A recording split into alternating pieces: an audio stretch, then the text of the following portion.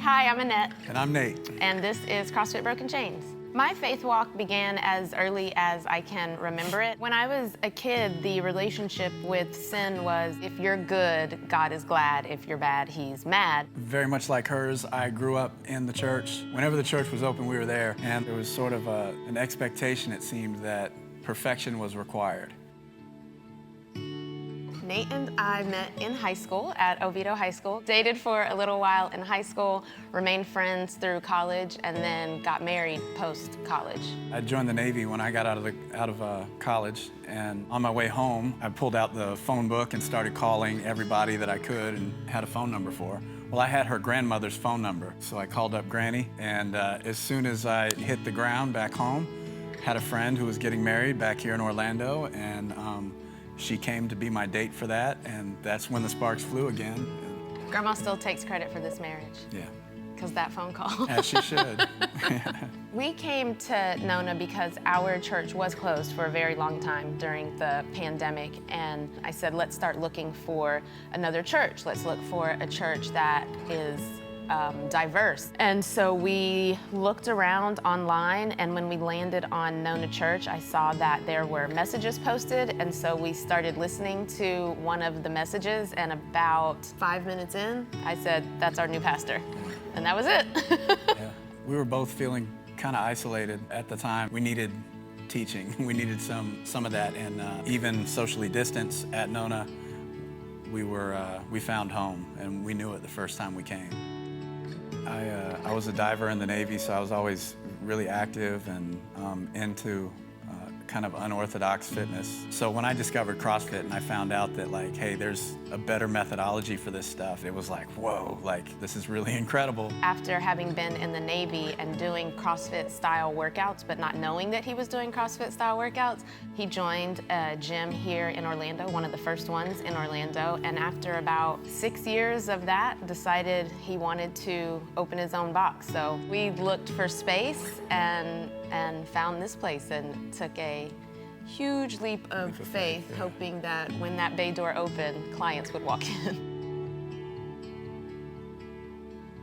We knew that CrossFit Broken Chains, we knew that the gym that we wanted to open would be our mission field, a way for us to reach people and teach them about Christ, show them the love of Christ. So we thought a lot about the name and did not want to call it CrossFit Jesus because we didn't want to run people off before they even showed up.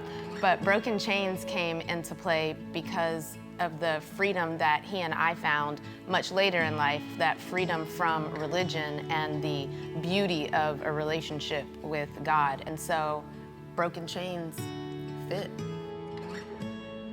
There's physical freedom that's available through constantly varied functional movements performed at high intensity, paired with what you ate for dinner last night. And then there is spiritual freedom, as we know, in a relationship with Christ. And that this is our method of sharing that love with people. When people come into the gym for the first or second time and they say to us, it just feels different here. My gym didn't feel like this. That makes us happy because we want to be different. We don't just want to be another gym. And we always say that we're doing life together. So someone has a baby, somebody gets married, we're there. Someone gets sick, someone needs something. It's this community that we've wanted to develop, and we hoped and prayed that it was developing. And then we had to close during the pandemic, and watching that community on Facebook reach out and help each other brought me to tears so many times. I was like, it's working, it's working. Yeah.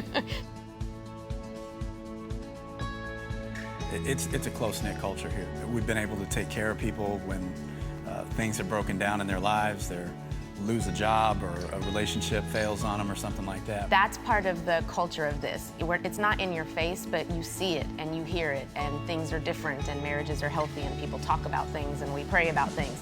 Those are the transformational things to me when people take that step, because we hope that we're planting seeds all the time, but when you see someone take that step for their life and that relationship with Christ, that's huge. Yeah, if you ever really want to get to know somebody, like, sweat alongside him for a half an hour. Feel like you're gonna pass out for 30 minutes. It changes things, you know, the walls come down. Sometimes life is hard, you know, we all go through trials and tribulations and things. Your training should kind of mimic that, you know, if you get a daily dose of hardship here, it makes the rest of the day easier. So it's kind of it's a cool thing to do, to be able to come to a place where you can be ministered to, you can be around other believers, you can go through an experience together every day and leave better than you came.